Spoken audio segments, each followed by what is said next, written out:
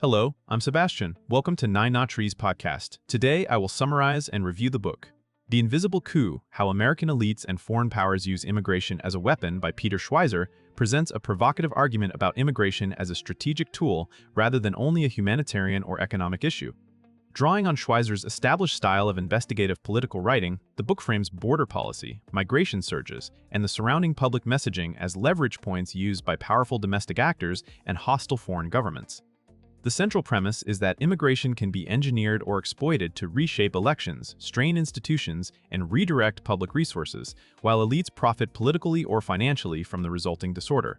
Schweizer positions the debate as one of national sovereignty and security, contending that the public often sees only surface-level controversy while the real incentives and influence networks remain hidden. The book aims to connect policy decisions, lobbying, philanthropy, and geopolitical competition into a single narrative that challenges conventional explanations. Whether readers agree or disagree, it is structured to push scrutiny toward who benefits, who pays the costs, and how state capacity can be weakened through sustained pressure. I will give you key takeaways from this book.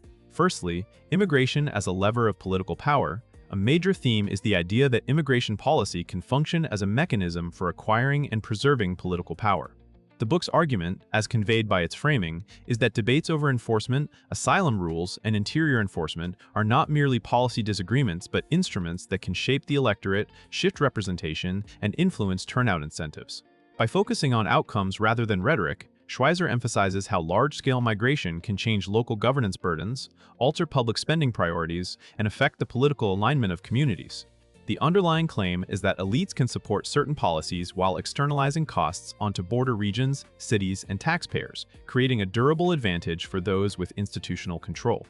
This topic likely explores how media narratives and moral framing can reduce scrutiny of policy trade-offs, allowing contentious choices to be portrayed as inevitable or compassionate while the distribution of benefits and harms remains uneven. The reader is encouraged to examine who gains from permissive or chaotic systems, how bureaucratic discretion can substitute for democratic consent, and why policy outcomes sometimes appear misaligned with stated goals. The thrust is not that every actor coordinates, but that incentives can produce an effect that resembles coordination and can be politically decisive over time. Secondly, foreign adversaries and the weaponization of migration flows. Another core topic is the geopolitical use of migration as a pressure tactic. The book positions migration surges as potentially influenced, encouraged, or exploited by foreign powers seeking to weaken social cohesion, overwhelm administrative capacity, and divert attention from other strategic aims. In this framework, mass movement of people becomes a form of asymmetric competition, cheaper than conventional conflict and harder to deter because it is entangled with humanitarian concerns and legal protections. Schweizer's thesis suggests that adversaries can benefit from polarization inside the United States, from burdens on local services, and from security gaps created when institutions are inundated. This topic would likely explore how state and non-state actors can amplify push factors through propaganda, economic disruption, or permissive transit arrangements, and how they can use disinformation to inflame domestic divisions once migrants arrive. The emphasis is on understanding migration not only as an individual decision, but as a phenomenon that can be nudged by actors with strategic intent. The reader is prompted to think like a security analyst. What vulnerabilities does the system present? How do bottlenecks create exploitable chaos? And why do certain responses appear reactive rather than preventative? The broader message is that border control and immigration adjudication are part of national resilience, not just policy preferences. Thirdly, elite incentives, profits, philanthropy, and policy capture. The book's subtitle points to American elites as key players, and a central topic is the set of incentives that can lead influential institutions to favor immigration outcomes that impose diffuse costs while delivering concentrated benefits. Schweizer's typical investigative angle focuses on money, networks, and influence, so this topic centers on how corporations, donors, advocacy groups, and political organizations might gain from a steady flow of labor, contracting opportunities, or expanded budgets for services and administration. The argument is that elite preferences are often insulated from the immediate consequences of disorder, allowing a mismatch. But this section likely examines how lobbying, campaign finance, litigation strategies, and foundation funding can shape enforcement priorities and legislative agendas without transparent accountability. It also underscores the reputational incentives. Supporting certain stances can signal virtue, align with institutional ideologies, or deflect attention from broader governance failures. The reader is encouraged to evaluate policy debates through an incentives lens, asking what each stakeholder gains, what risks they avoid, and how narratives can be engineered to discourage scrutiny. The concept of policy capture appears in the background. When complex systems reward organized interests, the resulting policy can persist even if voters repeatedly express dissatisfaction. The aim is to make the hidden architecture of influence more visible and measurable. Fourthly, border systems, legal pathways, and administrative overload. A practical pillar of the book's argument is that immigration becomes a weapon when systems are designed, interpreted, or managed in ways that create predictable overload. This topic focuses on the mechanics, asylum backlogs, court capacity, detention limitations, parole authorities, and the incentives created by slow adjudication. When capacity is overwhelmed, enforcement becomes selective and inconsistent, which can encourage further inflows and deepen public cynicism. Schweizer's framing implies that the critical issue is not only laws on the books but the operational reality of processing, monitoring, and removal, and how discretion can effectively rewrite outcomes without legislation. The topic likely connects administrative overload to broader governance effects, strained budgets for local schools and hospitals, pressure on housing, and conflicts between federal, state, and municipal authorities. It also touches on security concerns in a systems sense, emphasizing that gaps emerge when identity verification, vetting, and follow-up become difficult at scale. Readers are guided to view border policy as a chain of interdependent steps, where failure in one link cascades into others.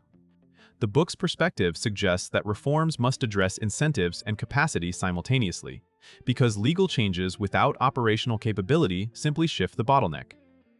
This section provides the scaffolding for understanding how a complex system can be steered toward dysfunction. Lastly, public narrative management and the battle for legitimacy. A final major topic is how legitimacy is shaped through language, media framing, and institutional messaging. The book's premise implies that immigration debates are heavily influenced by selective storytelling that highlights certain human realities while minimizing or dismissing others, especially those related to security, fiscal costs, and social trust. This topic explores how narratives can be used to constrain the range of acceptable policy options, making enforcement-oriented approaches appear cruel while portraying permissive systems as morally mandatory.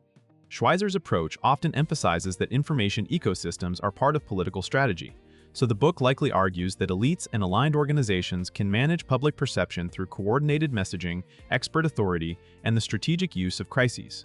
The reader is encouraged to look for patterns, when terminology shifts, when debate is moralized rather than quantified, and when criticism is treated as illegitimate rather than answered on the merits. The broader point is that narrative control can substitute for democratic persuasion by reducing complex trade-offs to slogans. This topic also connects to polarization. When people feel their lived experiences are denied, trust erodes and extremism becomes more attractive. The section underscores that immigration policy depends on consent, and consent depends on credible information. Without shared facts and transparent incentives, the policy conversation becomes a battleground rather than a problem-solving process. In conclusion, this book is best suited for readers who follow U.S. politics, national security, and public policy, and who want an argument that treats immigration as a strategic arena shaped by power, incentives, and geopolitics. It will also interest journalists, students, and civic-minded readers who want to test mainstream assumptions by examining who benefits from current outcomes and how administrative systems can be pushed into dysfunction. The potential benefit is not only learning a specific thesis, but adopting a sharper framework for evaluating policy, incentives, capacity, and second-order effects. Readers may come away more prepared to question narratives, demand measurable accountability, and separate compassion from operational reality so that humane goals do not become cover for ungoverned systems. Compared with many books that focus narrowly on economics or moral philosophy, Schweizer's value proposition is investigative orientation and conflict framing. The topic is often discussed as a domestic culture war. This book presses readers to consider foreign leverage, elite network effects, and institutional vulnerabilities. Even readers who disagree can benefit by treating it as a structured challenge that forces evidence-based counter-arguments. It is worth buying if you want a cohesive, security-minded critique that connects immigration outcomes to broader questions of sovereignty, legitimacy, and resilience in a competitive world. If you would like to support Peter Schweizer, you can buy the book through the Amazon link I've provided in the podcast description. After reading the book, please let me know what you think and share your thoughts. See you around.